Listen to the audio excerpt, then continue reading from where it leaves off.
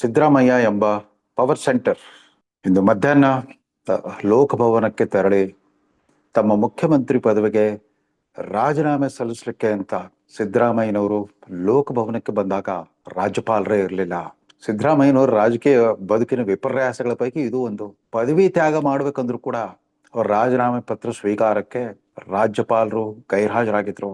ಅವರ ಕಾರ್ಯದರ್ಶಿಗೆ ತಮ್ಮ ರಾಜೀನಾಮೆ ಪತ್ರವನ್ನು ಒಪ್ಪಿಸ್ಬಿಟ್ಟು ಪತ್ರಿಕಾಗೋಷ್ಠಿಯನ್ನು ಉದ್ದೇಶಿಸಿ ತಮ್ಮ ವಿದಾಯ ಭಾಷಣ ಮಾಡಿದ್ರು. ವಿದಾಯದ ಹೇಳಿಕೆಯನ್ನು ಕೊಟ್ಟರು ಸಿದ್ದರಾಮಯ್ಯ.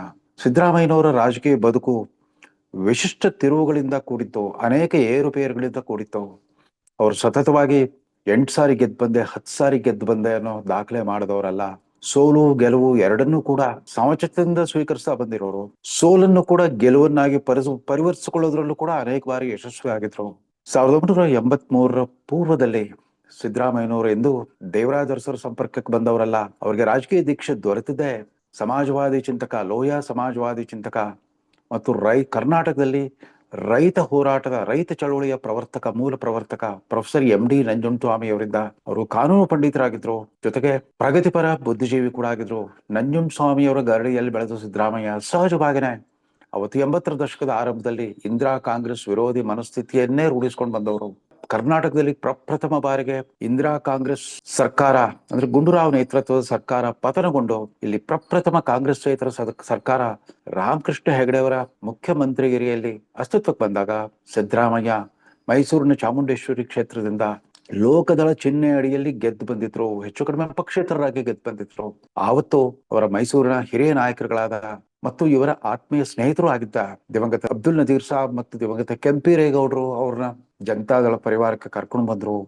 ರಾಮಕೃಷ್ಣ ಹೆಗಡೆ ಅವರು ಆವತ್ತಿನ ಯುವ ರಾಜಕಾರಣಿ ಸಿದ್ದರಾಮಯ್ಯನವರನ್ನ ಕಂಡು ಎಷ್ಟು ಪ್ರಭಾವಿತರಾದ್ರು ಅಂತಂದ್ರೆ ಅವರಿಗೆ ಕನ್ನಡ ಕಾವಲು ಸಮಿತಿಯ ಅಧ್ಯಕ್ಷರನ್ನಾಗೂ ಮಾಡಿದ್ರು, ಕ್ಯಾಬಿನೆಟ್ ದರ್ಜೆಯನ್ನು ಕೊಟ್ರು.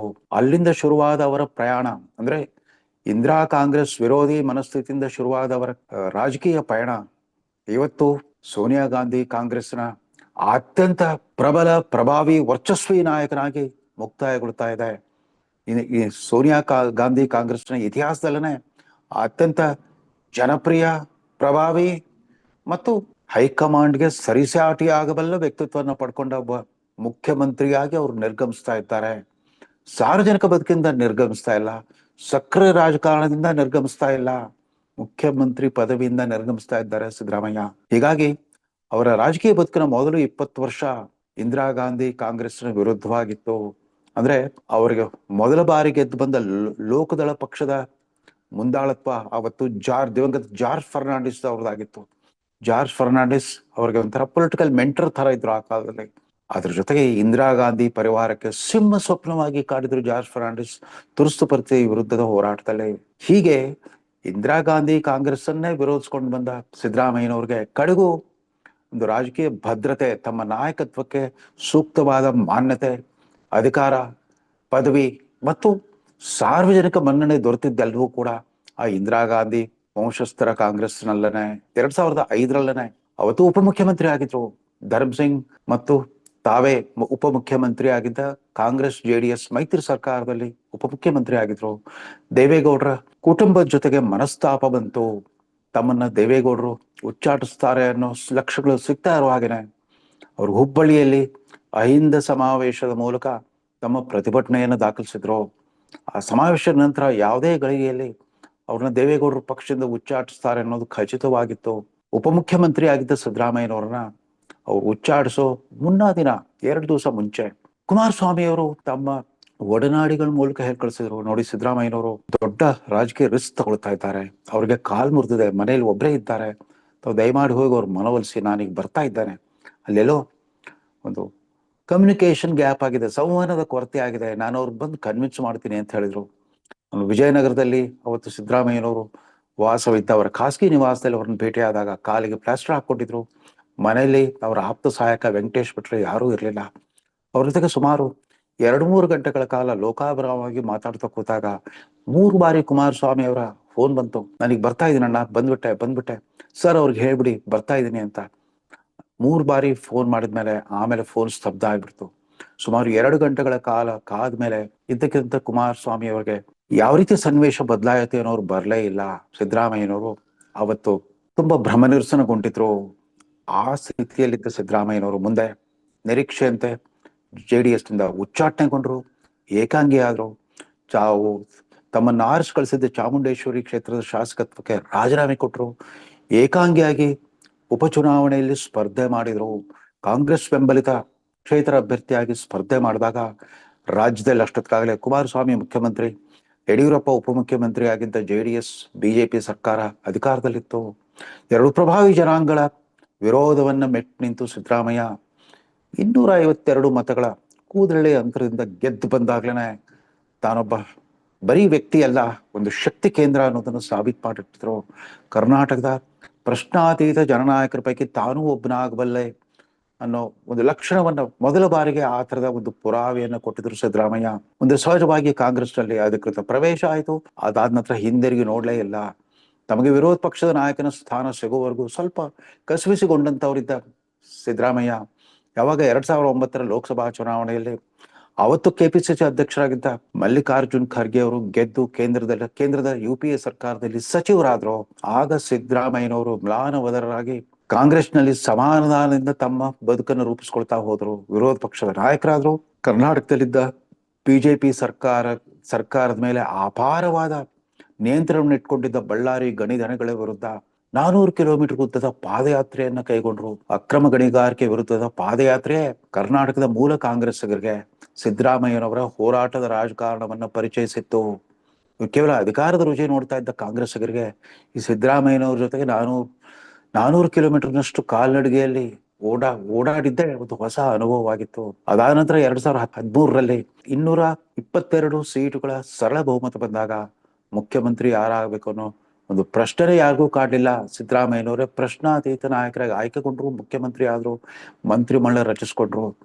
ಆ 5 ವರ್ಷಗಳ ಅವಧಿಯಲ್ಲಿ ಸಿದ್ದರಾಮಯ್ಯನವರ ವರ್ಚಸ್ಸು ಯಾವ ತರ ಇತ್ತು ಅಂತಂದ್ರೆ, DK ಶಿವಕುಮಾರ್ ತರ ಚೈತನ್ಯಶಾಲಿ ಕಾಂಗ್ರೆಸ್ ನಾಯಕರು ಕೂಡ ಮಂತ್ರಿಮಂಡಲ ಪ್ರವೇಶ ಪಡೆಯಲಿಕ್ಕೆ ಸುಮಾರು 1.5 ವರ್ಷ ಕಾಯಬೇಕಾಗಿ ಬಂತು. ಹೈಕಮಾಂಡ್ನ ಅಪಾರ ಒತ್ತಡ ಪ್ರಭಾವವನ್ನು ಬಳಸ್ಕೊಂಡ್ಬಿಟ್ಟು ಅವ್ರು ಮಂತ್ರಿಮಂಡಲ ಸೇರ್ಬೇಕಾಗಿ ಬಂತು. ಆಗ ಪ್ರತಿಸ್ಪರ್ಧಿ ಅನ್ನೋರು ಯಾರು ಇರಲಿಲ್ಲ. ಆ ಮೊದಲ ಅವಧಿಯ ಆಡಳಿತಾವಧಿಯಲ್ಲಿ 1 ಬಾರಿ ಮಂತ್ರಿಮಂಡಲ ಪುನರ್ರಚನೆ ಆಗಿತ್ತು 2016ರಲ್ಲಿ. ಸಿದ್ದರಾಮಯ್ಯನವರ ಅವರ ರಾಜಕೀಯ ಒಡನಾಟಗಳು ಯಾರೇ ಇರಲಿ, ಮೊದಲಿಂದನೂ ಕೂಡ ಅವರು ಪ್ರಗತಿಪರ ಎಡಪಂಥೀಯ ಒಲವಿನ ಸಮಾಜವಾದಿ ಜಾಯಮಾನದ ಒಂದು ಮಿತ್ರ ಮಂಡಳಿಯನ್ನು ಜೊತೆಗೆ ಇಟ್ಕೊಂಡು ಸಾಗಿ ಬಂದಿದ್ದಾರೆ ಸಿದ್ದರಾಮಯ್ಯ. ಒಂದ್ಸರಿ 2016ರಲ್ಲಿ ಅವರು ಮುಖ್ಯಮಂತ್ರಿ ಆಗಿದ್ದಾಗ ಮಂತ್ರಿಮಂಡಲ ಪುನರ್ರಚನೆ ಆಗಿರಲಿಲ್ಲ.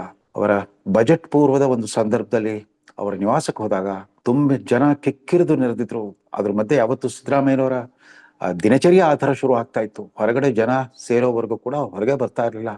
ಅವ್ರು ತಯಾರಾಗಿ ಬರೋಷ್ಟರಲ್ಲಿ ಒಳ್ಳೆ ಜಾತ್ರೆಯಲ್ಲಿ ತೇರು ಬಂದಾಗೆ ನಡ್ಕೊಂಡು ಬರ್ತಾ ಇದ್ರು. ಅವರು ಕಾರ್ ಹತ್ತುವಾಗ ನನ್ನನ್ನು ಗಮನಿಸಿದ್ರು. ನೀವು ಫೋನ್ನಲ್ಲಿ ಮಾತಾಡಿ ಅಂತ ಹೇಳಿದ್ರು. ಏನಾದ್ರು ಕೇಳೋದಿದ್ರೆ ಫೋನ್ನಲ್ಲಿ ಮಾತಾಡಿ ಅಂತ ಹೇಳಿದ್ರು. ಸ್ವಲ್ಪ ಮುಂದಕ್ಕೆ ಹೋಗ್ತಾ ಇದ್ದಾಗ ಅವರಿಂದ ಫೋನ್ ಬಂತು. ಏನ್ ಮಾತಾಡ್ಬೇಕು ಅಂತಿದ್ರಿ ಅಂತ ಕೇಳಿದ್ರು. ನಾನು ಹೇಳಿದೆ, ಈ ವರ್ಷ ಡಾಕ್ಟರ್ ಮನಮೋಹನ್ ಸಿಂಗ್ ಅವರ ಆರ್ಥಿಕ ನೀತಿ ಬಂದು 25 ವರ್ಷಗಳಾಗ್ತಾ ಇದೆ. ಕಾಂಗ್ರೆಸ್ ಪಕ್ಷದಲ್ಲಿ ಅವರು ತಂದ ಮೌನ ಕ್ರಾಂತಿಯಿಂದಾಗಿ ಬಡವರ ಮಕ್ಕಳು ಕೂಡ ಈ ಜ್ಞಾನಾಧಾರಿತ ಆರ್ಥಿಕ ವ್ಯವಸ್ಥೆಯಲ್ಲಿ ನೆಮ್ಮದಿಯ ಬದುಕು ಕಟ್ಕೊಳ್ಳಂಗಾಯ್ತು. ಇವತ್ತು ನೀವು ಒಬ್ಬರೇ ದೇಶದಲ್ಲಿ ಕಾಂಗ್ರೆಸ್ ಮುಖ್ಯಮಂತ್ರಿ ಆಗಿರೋದ್ರಿಂದ ಮನಮೋಹನ್ ಸಿಂಗ್ರ ಗೌರವಾರ್ಥ ಬೆಂಗಳೂರಿನಲ್ಲೊಂದು ಸ್ಕೂಲ್ ಆಫ್ ಎಕನಾಮಿಕ್ಸ್ ಅನ್ನು ಸ್ಥಾಪನೆ ಮಾಡಿ ಅವ್ರಿಗೆ ನಿಜಕ್ಕೂ ಗೌರವ ಸಲ್ಲಿಸಿದಾಗತ್ತೆ ಅಂತ ಹೇಳಿದಾಗ, ಅಯ್ಯೋ ನಾನು ಬಜೆಟ್ ಆಗ್ಲೇ ಪ್ರಿಂಟಿಗೆ ಕಳಿಸ್ಬಿಟ್ಟಿದ್ದೇನೆ, ಮತ್ತೊಂದು ಸಾರಿ ನೋಡಂತ ಮತ್ತೊಮ್ಮೆ ಜ್ಞಾಪಿಸಿ ಅಂತ ಹೇಳಿದ್ರು. ಮುಂದೆ 3 ತಿಂಗಳಲ್ಲಿ ಮಂತ್ರಿಮಂಡಲ ಪುನರ್ರಚನೆ ಆಯಿತು. ಆಗ ಉನ್ನತ ಶಿಕ್ಷಣ ಇಲಾಖೆ ಸಚಿವರಾಗಿ ಬಸವರಾಜ ರಾಯರೆಡ್ಡಿ ಅವರು ಬಂದಿದ್ರು. ಅವರೆದುರಿಗೆ ನಾನು ಈ ವಿಷಯವನ್ನ ಮತ್ತೆ ಪ್ರಸ್ತಾಪಿಸಿದಾಗ 3 ದಿನಗಳಲ್ಲಿ ಸಿದ್ದರಾಮಯ್ಯ ಒಪ್ಪಿಗೆ ಕೊಟ್ಟರು. ಹೌದು, ಅವ್ರು ಹೇಳಿದ್ರು ನನಗೆ ಒಂದು 3-4 ತಿಂಗಳ ಹಿಂದೆ ನಾವು ಮಾಡ್ಲೇಬೇಕು ಅಂತ ತಕ್ಷಣವೇ ಒಪ್ಪಿಗೆ ಕೊಟ್ರು. ಆದ್ರೆ ಆ ವರ್ಷ ಭಾರತದ ಆರ್ಥಿಕ ವ್ಯವಸ್ಥೆಗೆ ಮೂಲ ತಳಪಾಯ ಒದಗಿಸಿದ ಮೂಲತಃ ಅರ್ಥಶಾಸ್ತ್ರಜ್ಞ, ತದನಂತರ ಕಾನೂನು ಪಂಡಿತ ಎರಡೂ ಆಗಿದ್ದ ಡಾಕ್ಟರ್ ಬಾಬಾ ಸಾಹೇಬ್ ಅಂಬೇಡ್ಕರ್ ಅವರ 125ನೇ ಜನ್ಮದಿನೋತ್ಸವ ಬರ್ತಾ ಇರೋದ್ರಿಂದ ಆ ಇಂಟರ್ನ್ಯಾಷನಲ್ ಸ್ಕೂಲ್ ಆಫ್ ಎಕನಾಮಿಕ್ಸ್ಗೆ ಅಂಬೇಡ್ಕರ್ ಸ್ಕೂಲ್ ಆಫ್ ಎಕನಾಮಿಕ್ಸ್ ಅಂತ ಹೆಸರಿಡೋಣ ಅಂತ ಹೇಳ್ಬಿಟ್ಟು 160 ಕೋಟಿ ರೂಪಾಯಿಯನ್ನ ತಕ್ಷಣವೇ ಮಂಜೂರು ಮಾಡಿಬಿಟ್ರು ಸಿದ್ದರಾಮಯ್ಯ. ಹೀಗೆ ನಮ್ಮಂಥವರ ಸಲಹೆಗಳನ್ನು ಕೂಡ ಗಂಭೀರವಾಗಿ ಪರಿಗಣಿಸಿ ಅನುಷ್ಠಾನ ಮಾಡೋದ್ರ ಮೂಲಕ ಸಿದ್ದರಾಮಯ್ಯ ತಮ್ಮದು ಜನಪರವಾದ ಕಾಳಜಿ, ಯಾವುದೇ ತರದ ಸಮಾಜಮುಖಿ ಸಲಹೆಗಳಿಗೆ ಧನಾತ್ಮಕವಾಗಿ ಸ್ಪಂದಿಸ್ತಾ ಬಂದಿರೋದು ಸಿದ್ದರಾಮಯ್ಯನವರ ಶಕ್ತಿ. ಮತ್ತೊಂದು ಸಂದರ್ಭ 2016 ಡಿಸೆಂಬರ್ ಅಲ್ಲಿ ಕರ್ನಾಟಕದಲ್ಲಿ ಕೇಂದ್ರ ಸರ್ಕಾರದ ನೆರವಿನಿಂದ ಸ್ಥಾಪನೆ ಆಗಬೇಕಾಗಿದ್ದ 2 ರೂಸಾ ವಿಶ್ವವಿದ್ಯಾಲಯಗಳ ಸ್ಥಾಪನೆಗೋಸ್ಕರ ನನ್ನನ್ನು ವಿಶೇಷ ಅಧಿಕಾರಿಯನ್ನಾಗಿ ನೇಮಿಸಿದ್ರು ಸಿದ್ದರಾಮಯ್ಯ.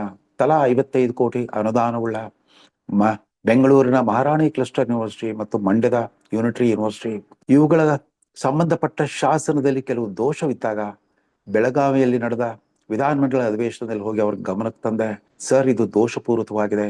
ನೀವು ಹಿಂದುಳಿದ ವರ್ಗಗಳಿಗೆ ವಿಶ್ವ ಉನ್ನತ ಶಿಕ್ಷಣದಲ್ಲಿ ಅಧಿಕಾರಯುತ ಹುದ್ದೆಗಳನ್ನು ಕೊಡಬೇಕು ಅಂತಿದ್ದೀರಾ. ಆದರೆ ಹುದ್ದೆಗಳನ್ನು ದುರ್ಬಲಗೊಳಿಸಿ ಅವ್ರಿಗೆ ಅಲ್ಲಿ ಕೂಡಿಸಿದ್ರೆ ಏನೂ ಪ್ರಯೋಜನ ಆಗಲ್ಲ. ಕೆಲವು ತಿದ್ದುಪಡಿಗಳು ಮಾಡಲೇಬೇಕು ಅಂತಂದಾಗ 5 ನಿಮಿಷದಲ್ಲಿ ಮನವರಿಕೆ ಮಾಡಿಕೊಂಡು ಅವರು ಸಂಬಂಧಪಟ್ಟ ಸಚಿವರಿಗೆ ವಿಧಾನಸಭೆಯಲ್ಲಿ ಪಾಸಾದ ಮಸೂದೆಯನ್ನು ವಿಧಾನ ಪರಿಷತ್ನಲ್ಲಿ ತಡೆ ಹಿಡಿದು ಅದನ್ನು ಸದನ ಸಮಿತಿಗೆ ಒಪ್ಪಿಸಿ ಸೂಕ್ತ ತಿದ್ದುಪಡಿ ಮಾಡಿ ಪರಿಪೂರ್ಣ ರೀತಿಯಲ್ಲಿ ಅನುಷ್ಠಾನಗೊಳಿಸಿದ್ರು ಸಿದ್ದರಾಮಯ್ಯ. ಇದು ಸಿದ್ದರಾಮಯ್ಯನವರ ವ್ಯಕ್ತಿತ್ವ. ಸಿದ್ದರಾಮಯ್ಯನವರು ತಮ್ಮ ರಾಜಕೀಯ ಬದುಕಿನ ಉದ್ದಕ್ಕೂ ಕೂಡ ಬುದ್ಧ, ಬಸವ, ಅಂಬೇಡ್ಕರ್, ಗಾಂಧೀಜಿ ಅವರೇ ನನ್ನ ಆದರ್ಶ ಅಂತ ಈಗ ವಿದಾಯದ ಹೇಳಿಕೆಯಲ್ಲಿ ಕೂಡ ಹೇಳಿದ್ರು, ಪತ್ರಿಕಾಗೋಷ್ಠಿಯಲ್ಲಿ ಹೇಳಿದ್ರು. ಜಾತಿ ಮತ್ತು ಮೀಸಲಾತಿ ಅವರ ಅಚ್ಚುಮೆಚ್ಚಿನ ವಿಷಯಗಳಾಗಿತ್ತು. ಹಿಂದಿನ ಅವಧಿಯಲ್ಲಿ ತಾವೇ ನೇಮಿಸಿದ್ದ ಕಾಂತರಾಜು ಆಯೋಗದ ವರದಿಯನ್ನು ಅನುಷ್ಠಾನ ಮಾಡಲಿಕ್ಕೆ ಆಗದೆ ಇದ್ರು ಕೂಡ ಇದೀಗ ರಾಜೀನಾಮೆ ನಿರ್ಧಾರ ಮಾಡಿದ ನಂತರ ನಿನ್ನೆ ಮಧುಸೂದನ್ ನಾಯಕ್ ಶಾಶ್ವತ ಹಿಂದುಳಿದ ವರ್ಗ ಆಯೋಗ ನಡೆಸಿದ ಸಾಮಾಜಿಕ, ಶೈಕ್ಷಣಿಕ, ಆರ್ಥಿಕ ಸಮೀಕ್ಷೆಯ ವರದಿಯನ್ನು ಸ್ವೀಕರಿಸಿದ್ದಾರೆ. ಅದೇಗೋ ಅನಧಿಕೃತವಾಗಿ ಅದರಲ್ಲಿರೋ ವಿವಿಧ ಜಾತಿ ಜನಾಂಗಗಳ ಜನಸಂಖ್ಯಾವಾರು ಪ್ರಮಾಣ ಸೋರಿಕೆ ಆಗ್ಬಿಟ್ಟಿದೆ. ಅದರಲ್ಲಿ ಸಿದ್ದರಾಮಯ್ಯನವರು ತಪ್ಪೇನೂ ಇಲ್ಲ. ಆದ್ರೆ ಸಿದ್ದರಾಮಯ್ಯ ಈ ಜಾತಿ ಗಣತಿಯ ಮೂಲಕ ಸಾಮಾಜಿಕ ನ್ಯಾಯವನ್ನ ಅರ್ಥಪೂರ್ಣಗೊಳಿಸ್ಬೇಕನ್ನೋ ತಮ್ಮ ಸಂಕಲ್ಪನ ಈಡೇರಿಸ್ಬಿಟ್ಟೆ ಇವತ್ತು ಮುಖ್ಯಮಂತ್ರಿ ಪದವಿಗೆ ವಿದಾಯ ಹೇಳ್ತಾ ಇದ್ದಾರೆ. ಅಧಿಕಾರದಲ್ಲೇ ಇದ್ದ ಸಿದ್ದರಾಮಯ್ಯ ಖಂಡಿತವಾಗೂ ಪವರ್ಫುಲ್ ಆಗಿದ್ರು. ಆದ್ರೆ ಅಧಿಕಾರವನ್ನ ತ್ವರೆದ ನಂತರವೂ ಕೂಡ ಇವತ್ತಿನ ಅವರ ಪತ್ರಿಕಾಗೋಷ್ಠಿ ಹೇಳಿಕೆಗಳನ್ನ ಗಮನಿಸಿದ್ರೆ ಮುಂಬರುವ 2 ವರ್ಷಗಳಲ್ಲಿ ಕಾಂಗ್ರೆಸ್ ಪಕ್ಷದಲ್ಲಿ ಅವರೇ ಶಕ್ತಿ ಕೇಂದ್ರವಾಗಿ ಮುಂದುವರಿತಾರೆ. DK ಶಿವಕುಮಾರ್ ಅಥವಾ ಇನ್ಯಾರೇ ಮುಖ್ಯಮಂತ್ರಿ ಆದ್ರೂ ಕೂಡ ಸಿದ್ದರಾಮಯ್ಯನವ್ರನ್ನ ಅಲಕ್ಷಿಸ್ಬಿಟ್ಟು ಕಾಂಗ್ರೆಸ್ನ ರಥವನ್ನ ಮುನ್ನಡೆಸ್ಕೊಂಡು ಎಳ್ಕೊಂಡು ಹೋಗೋದು, ಸುಗಮವಾಗಿ ಎಳ್ಕೊಂಡು ಹೋಗೋದು ಸಾಧ್ಯವಿಲ್ಲ ಅನ್ನೋ ಮುನ್ಸೂಚನೆ ಕೊಟ್ಟಿದ್ದಾರೆ ಸಿದ್ದರಾಮಯ್ಯ ಯುಗ ಇವತ್ತು ಬಹುತೇಕ ಅಂತ್ಯವಾಗ್ತಾ ಇದೆ. ಆದ್ರೆ ಸಕ್ರಿಯ ರಾಜಕಾರಣದಲ್ಲಿ ಅವರಿಗಾಗಲೇ ಸ್ಪಷ್ಟಪಡಿಸ್ಬಿಟ್ರು, ಹೈಕಮಾಂಡು ತಾವು ರಾಜ್ಯಸಭೆಗೆ ಬರಲಿ ಅಂತ ಬಯಸಿದ್ರು ಕೂಡ ನಾನು ಇಲ್ಲ ಅಂತ ಹೇಳಿ ಬಂದಿದ್ದೇನೆ, ನನಗೆ ರಾಷ್ಟ್ರ ರಾಜಕಾರಣದಲ್ಲಿ ಆಸಕ್ತಿ ಇಲ್ಲ ಅಂತ ಹೇಳಿದ್ದಾರೆ. ಸಿದ್ದರಾಮಯ್ಯನವರ ಸೈದ್ಧಾಂತಿಕ ಆಲೋಚನೆಗೆ ತಕ್ಕಂತೆ ಕಾಲಧರ್ಮ ಯಾವ ರೀತಿ ಬದಲಾಗ್ಬಿಡ್ತು ನೋಡಿ. ಅವ್ರು 2013ರಲ್ಲಿ ಕರ್ನಾಟಕದ ಹಿಂದುಳಿದ ವರ್ಗದ ಒಬ್ಬ OBC ಮುಖ್ಯಮಂತ್ರಿ ಆಯ್ಕೆ ಆದ ಮರು ವರ್ಷದಲ್ಲೇ ಸಾಂಪ್ರದಾಯಿಕ ಪಕ್ಷ ಅಂತ ಗುರುತಿಸಲ್ಪಟ್ಟಿದ್ದ ಬಿಜೆಪಿಯಿಂದ ನರೇಂದ್ರ ಮೋದಿ ಅನ್ನೋ ಮತ್ತೊಬ್ಬ ಹಿಂದುಳಿದ ವರ್ಗದ ನಾಯಕ ದೇಶದ ಪ್ರಧಾನಮಂತ್ರಿ ಆಗಿ ಬಂದ್ಬಿಟ್ರು. ಅವರ ಮೊದಲ ಅವಧಿ, 2ನೇ ಅವಧಿಗೆ ಉದ್ದಕ್ಕೂ ಇಲ್ಲಿ ಸಿದ್ದರಾಮಯ್ಯ ಮುಖ್ಯಮಂತ್ರಿ, ಅಲ್ಲಿ ಮೋದಿ ಪ್ರಧಾನಮಂತ್ರಿ. ಇದು ಭಾರತದ ರಾಜಕಾರಣದಲ್ಲಿ ಪ್ರಜಾಪ್ರಭುತ್ವ, ಜಾತ್ಯತೀತತೆ ಮತ್ತು ಸಾಮಾಜಿಕ ನ್ಯಾಯದ ಆದರ್ಶಗಳು ಎಷ್ಟರ ಮಟ್ಟಿಗೆ ಬೇರು ಬಿಟ್ಟಿವೆ ಅನ್ನೋದಕ್ಕೆ ಇವತ್ತಿನ ಸನ್ನಿವೇಶವೇ ಕಾರಣ. ಸಿದ್ದರಾಮಯ್ಯನವರ ಮುಂದಿನ ಬದುಕು ಕೂಡ ಜನಪರವಾಗಿರಲಿ, ಅವರ ಸಾಮಾಜಿಕ ನ್ಯಾಯದ ಪರ ಕಾಳಜಿ ಹೀಗೆ ಜೀವಂತವಾಗಿರಲಿ, ಚೈತನ್ಯಶಾಲಿಯಾಗಿರಲಿ, ಅವ್ರಿಗೆ ಆರೋಗ್ಯ ಭಾಗ್ಯ ಹೀಗೆ ಮುಂದುವರಿತಾ ಹೋಗ್ಲಿ ಅಂತ ಹಾರೈಸ್ತಾ ಈ ಸಂಚಿಕೆ ಮುಗಿಸ್ತಾ ಇದ್ದೇನೆ. ನಮಸ್ಕಾರ.